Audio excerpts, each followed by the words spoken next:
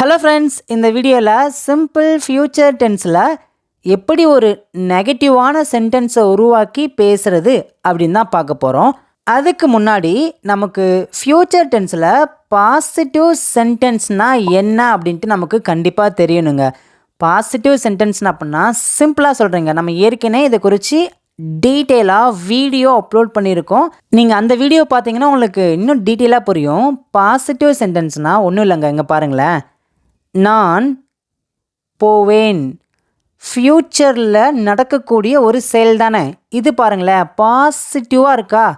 நான் போவேன், இது தாங்க ஒரு பாசிட்டிவ் சென்டென்ஸ். இப்போ நம்ம இந்த வீடியோவில் என்ன பார்க்க போகிறோம்? நெகட்டிவ் சென்டென்ஸில் எப்படி சென்டென்ஸ் எழுதுறது அப்படின்னு தானே பார்க்க போகிறோம். இதை நம்ம நெகட்டிவாக எப்படி சொல்லலாம் ஃப்யூச்சர் டென்ஸில்? கரெக்டுங்க, நான் போக மாட்டேன். நெகட்டிவாக சொல்கிறோமா? இது தாங்க நெகட்டிவ் சென்டென்ஸ். இந்த மாதிரி நம்ம ஃப்யூச்சர் டென்ஸில் நம்ம எப்படி நெகட்டிவ் சென்டென்ஸ்லாம் உருவாக்கி பேசலாம் அப்படின்னு தான் நம்ம இந்த வீடியோவில் கற்றுக்கிட போகிறோங்க.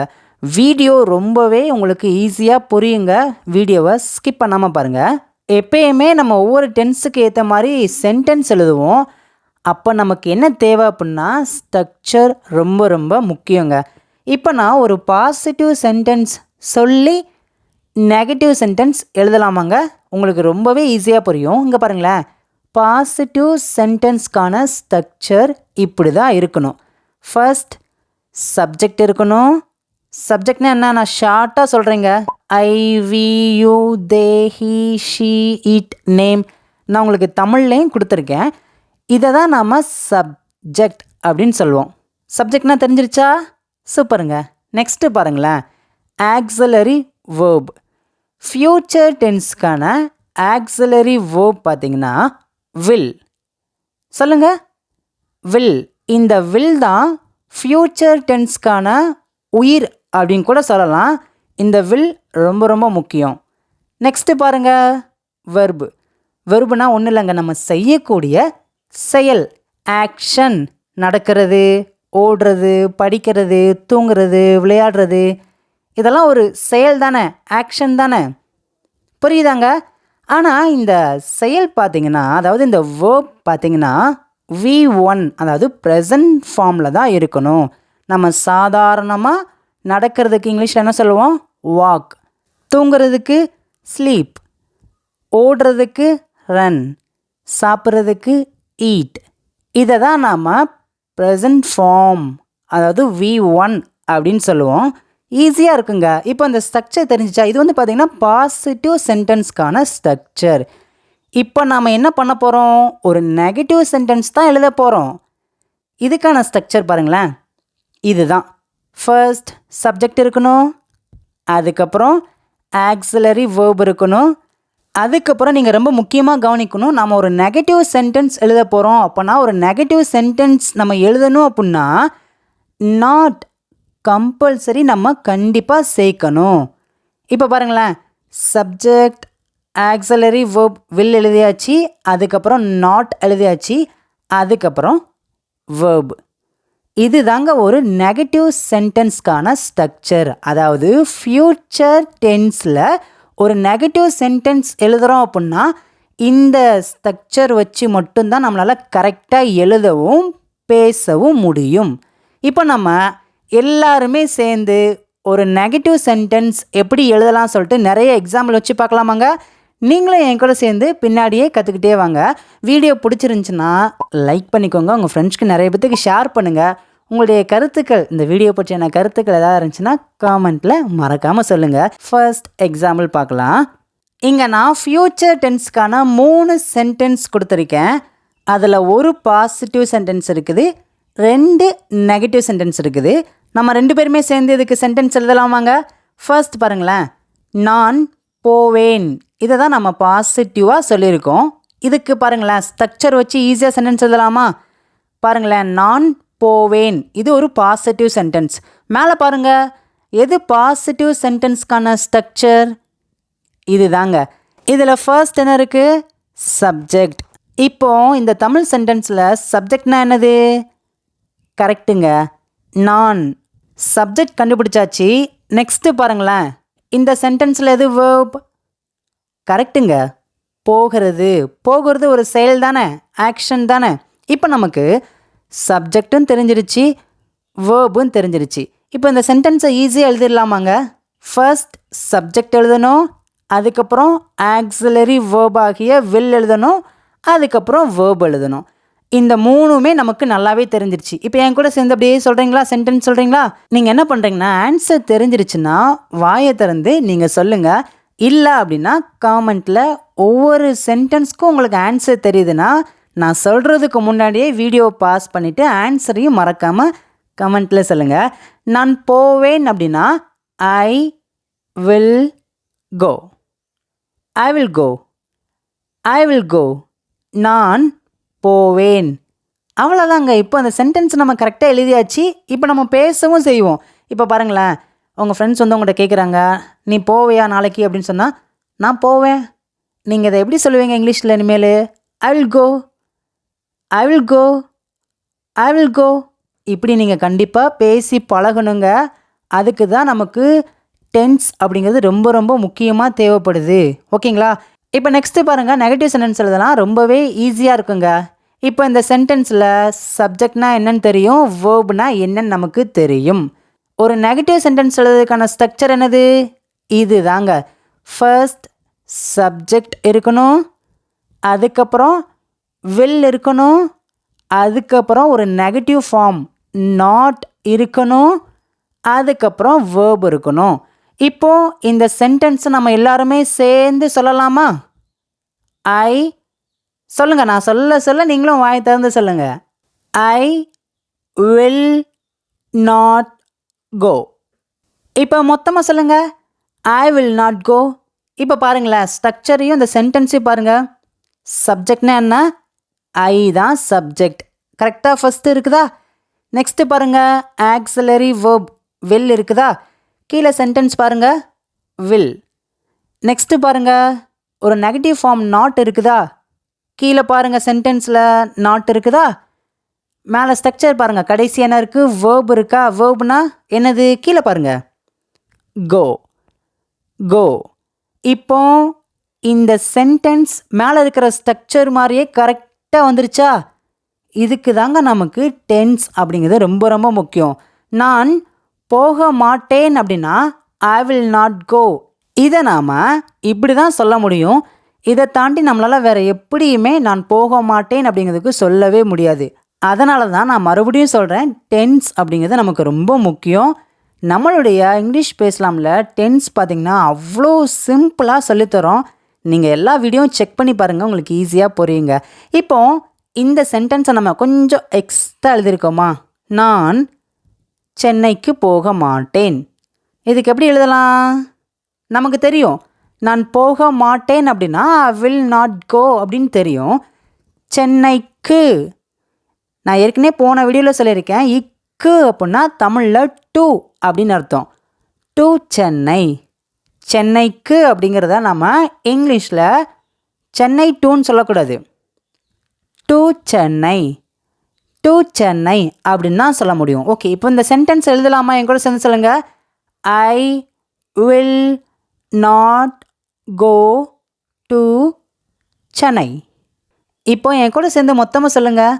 ஐ will not go to Chennai. I will not go to Chennai. நான் சென்னைக்கு போக மாட்டேன். இப்போ உங்களுக்கு இது க்ளீனாக புரிஞ்சிருச்சாங்க? ஈஸியாக இருக்குதா? இப்போ நான் என்ன பண்ண போகிறேன்னா, உங்களுக்கு ஒரு சிம்பிளான ஒரு ஹோம்ஒர்க் கொடுக்க போகிறேன். இங்கே பாருங்களேன், இங்கே 3 தமிழ் சென்டென்ஸ் இருக்குது. நான் வருவேன், நான் வரமாட்டேன், நான் சென்னைக்கு வரமாட்டேன். இந்த வீடியோ பார்க்குற எல்லாருமே இந்த 3 தமிழ் சென்டென்ஸ்க்கு இங்கிலீஷில் என்ன வருது சொல்லிட்டு ஸ்ட்ரக்சர் வச்சு நீங்கள் மறக்காமல் காமெண்ட்டில் ஆன்சர் பண்ணுங்கள். நான் ஏன் சொல்கிறேன் அப்படின்னா, இப்போ நீங்கள் ஒரு விஷயத்த புதுசாக கற்றுக்கிட்ட அதே வேகத்தில் நீங்கள் அதை ஹோம்ஒர்க் பண்ணி நீங்கள் செய்யும்போது கண்டிப்பாக பார்த்தீங்கன்னா உங்களால் அதை மறக்கவே முடியாது. அதனால தான் நான் சொல்கிறேன், எல்லாருமே ஆன்சர் பண்ணிவிட்டு அடுத்த வீடியோ பாருங்கள். நெக்ஸ்ட்டு ஒரு எக்ஸாம்பிள் பார்க்கலாமாங்க? இங்கே பாருங்களேன், இங்கே 3 தமிழ் சென்டென்ஸ் இருக்குது. அவள் சமைப்பாள், அவள் சமைக்க மாட்டாள், அவள் பிரியாணி சமைக்க மாட்டாள். எல்லாருக்குமே ஆன்சர் தெரியும். நம்ம சீக்கிரமாக அப்படியே டைரெக்டாக ஆன்சர் மட்டும் பண்ணலாமா? இந்த சென்டென்ஸில் சப்ஜெக்ட்னா என்ன, வேர்ப்னா என்னன்னு தெரியும்ல? அவள், இதை தான் நம்ம சப்ஜெக்ட் அப்படின்னு சொல்லுவோம். சமைக்கிறது அது ஒரு ஆக்ஷன் தானே, இதை நம்ம வேர்ப் அப்படின்னு சொல்லுவோம். இப்போ சென்டென்ஸ் எழுதலாமா? ஃபர்ஸ்ட் இது என்ன சென்டென்ஸ் சொல்லுங்கள். அவள் சமைப்பாள் அப்படிங்கிறது என்ன சென்டென்ஸ்? பாசிட்டிவா நெகட்டிவா? கரெக்டுங்க, பாசிட்டிவ் சென்டென்ஸ். பாசிட்டிவ் சென்டென்ஸ்க்கான ஸ்ட்ரக்சர் பாருங்கள். Subject, will, verb. இப்போ எழுதலாமா? அவள் சமைப்பாள்.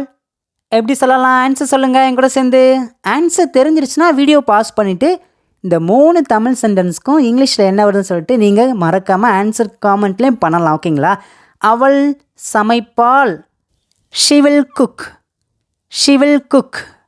மேலே ஸ்ட்ரக்சர் பாருங்கள். ஃபர்ஸ்ட் சப்ஜெக்ட் தான் இருக்குது, வில் இருக்குது, வேர்ப் இருக்குது. கீழே சென்டென்ஸ் பாருங்கள். Subject, will, verb. Answer correct தானே? சூப்பருங்க. நெக்ஸ்ட்டு பாருங்கள், நெகட்டிவ் சென்டென்ஸ். என்ன பண்ணணும்? கரெக்டுங்க, ஆக்ஸிலரி வேர்ப் இருக்குது பார்த்தீங்களா, வில். இதுக்கப்புறம் நம்ம நாட் மட்டும் ஆட் பண்ணால் போதும். ஏன் அப்படின்னா அது ஒரு நெகட்டிவ் சென்டென்ஸ். என் கூட சேர்ந்து சொல்லுங்கள். She will not cook. She will not cook. அவள் சமைக்க மாட்டாள். இப்போ 3வது சென்டென்ஸ் பாருங்கள், கொஞ்சம் எக்ஸ்ட்ரா எழுதியிருக்கோம். அவள் பிரியாணி சமைக்க மாட்டாள் அப்படிங்கிறது ஒரு நெகட்டிவ் சென்டென்ஸ். ஓகேங்களா? அதனால தான் இந்த பிரியாணி அப்படியே கடைசி போட்டால் சென்டென்ஸ் கரெக்டாகிடும். என் கூட சேர்ந்து சொல்லுங்கள். She will not cook biryani. She will not cook biryani. அவள் பிரியாணி சமைக்க மாட்டாள். ஈஸியாக இருக்குதா? இப்போ நான் உங்களுக்கு ஒரு ஹோம்ஒர்க் கொடுக்குவாங்க. ராணி சமைப்பாள், ராணி சமைக்க மாட்டாள், ராணி பிரியாணி சமைக்க மாட்டாள். இந்த 3 தமிழ் சென்டென்ஸ்க்கும் ஆன்சர் ஈஸி தான். ஏன்னா நம்ம முன்னாடி பார்த்த மாதிரி தான். எல்லாருமே மறக்காமல் இப்போவே ஆன்சர் பண்ணிவிட்டு நெக்ஸ்ட்டு பாருங்கள். இன்னொரு எக்ஸாம்பிள் பார்க்கலாமாங்க? இங்கே 3 தமிழ் சென்டென்ஸ் கொடுத்துருக்கேன். இதில் ஒரு பாசிட்டிவ் சென்டென்ஸ், 2 நெகட்டிவ் சென்டென்ஸ். நாங்கள் விளையாடுவோம், இதுதான் பாசிட்டிவ் சென்டென்ஸ். நம்ம சென்டென்ஸ் எழுதலாமா? நாங்கள் அப்படின்னா இங்கிலீஷில் என்ன வரும்? இதை தான் நம்ம சப்ஜெக்ட் அப்படின்னு சொல்லுவோம். நாங்கள் அப்படின்னா என்ன வரும்? மேலே பாருங்கள். வி அப்படின்னா நாங்கள் அப்படின்னு அர்த்தம். விளையாடுறதுக்கு எல்லாருக்குமே தெரியும், இதை தான் வேர்ப். இதை நம்ம என்ன சொல்லுவோம் இங்கிலீஷில்? ப்ளே. இப்போ சென்டென்ஸ் ஈஸியாக எழுதிடலாம்ல. சப்ஜெக்ட் என்ற வீக்கும் வேர்ப் என்ற ப்ளேக்கும் நடுவில் ஆக்ஸிலரி வேர்ப் மட்டும் எழுதினா போதும், சென்டென்ஸ் முடிஞ்சிருச்சு. என் கூட சேர்ந்து சொல்லுங்கள். இது எப்படி எழுதலாம்? we will play. we will play. நாங்கள் விளையாடுவோம். இப்போ நெகட்டிவ் சென்டென்ஸ் எழுத போகிறோம். ஒன்றும் இல்லைங்க, இந்த ஆக்ஸிலரி வேர்ப் will எழுதியிருக்கோம்ல, அதுக்கப்புறம் ஒரு நாட் மட்டும் ஆட் பண்ணால் போதும், சென்டென்ஸ் முடிஞ்சிருச்சு. என் கூட சேர்ந்து சொல்லுங்கள். நாங்கள் விளையாட மாட்டோம். எப்படி எழுதலாம் sentence? we will not play. we will not play. நாங்கள் விளையாட மாட்டோம். இப்போ ஃபைனல் சென்டென்ஸ் கொஞ்சம் எக்ஸ்ட்ரா எழுதியிருக்கோம். நாங்கள் கிரிக்கெட் விளையாட மாட்டோம். இது ஃப்யூச்சர் டென்ஸில் ஒரு நெகட்டிவ் சென்டென்ஸ். எப்படி எழுதலாம்? கரெக்டுங்க, ஆன்சர் தெரிஞ்சிருச்சா? சூப்பருங்க. என் கூட சேர்ந்து சொல்லுங்கள். we will not play cricket. we will not play cricket. நாங்கள் கிரிக்கெட் விளையாட மாட்டோம். இப்போ உங்களுக்கு ஒரு சின்ன ஹோம்ஒர்க்குங்க. அவர்கள் விளையாடுவார்கள், அவர்கள் விளையாட மாட்டார்கள், அவர்கள் கிரிக்கெட் விளையாட மாட்டார்கள். அவர்கள் அப்படிங்கிறதுக்கு இங்கிலீஷ் என்ன வரும்? மேலே பாருங்கள், இந்த சின்ன பாக்ஸில் நான் கொடுத்துருக்கேன் பார்த்தீங்களா? ஓகே, இதை வச்சு இந்த சப்ஜெக்டை வச்சு நீங்கள் சென்டென்ஸை கரெக்டாக எழுதி ஆன்சரை எல்லாருமே தயவுசெய்து எல்லாருமே காமெண்ட்டில் ஆன்சர் பண்ணுங்கள். அப்போ தாங்க உங்களுக்கு ஈஸியாக புரியும். ஒரு விஷயத்தை நம்ம புதுசாக கற்றுக்கிட்டோம் அப்படின்னா, அதை நம்ம செஞ்சு பார்த்துட்டோம் அப்படின்னா கண்டிப்பாக நமக்கு அது மறக்காது. அதனால தான் நான் ஒவ்வொரு வீடியோவிலையுமே நான் உங்களுக்கு இந்த மாதிரி சின்ன சின்ன ஹோம்ஒர்க்ஸ் நான் பின்னாடியே கொடுத்துட்டே வர்றேன். கண்டிப்பாங்க ஒரு நாள் நிச்சயமாக நான் உங்களை இங்கிலீஷில் பேச வைப்பேன். அதுக்கு தான் நம்மளுடைய இங்கிலீஷ் பேசலாம் யூடியூப் சேனல் இருக்குது. மறக்காமல் எல்லாருமே வீடியோ ஃபாலோ பண்ணுங்கள். வீடியோ பிடிச்சிருந்துச்சுன்னா வீடியோவுக்கு லைக் பண்ணிக்கோங்க. இந்த வீடியோவை இங்கிலீஷ் கற்றுக்கணும்னு நினைக்கிற உங்கள் ஃப்ரெண்ட்ஸ்க்கு மறக்காமல் ஷேர் பண்ணுங்கள். இப்போ ஃபைனலாக நான் உங்களுக்கு 4 சென்டென்ஸ் ஹோம்ஒர்க் கொடுக்க போகிறேன். ஃபர்ஸ்ட் பாருங்களேன். நான் சாப்பிட மாட்டேன். நான் படிக்க மாட்டேன்.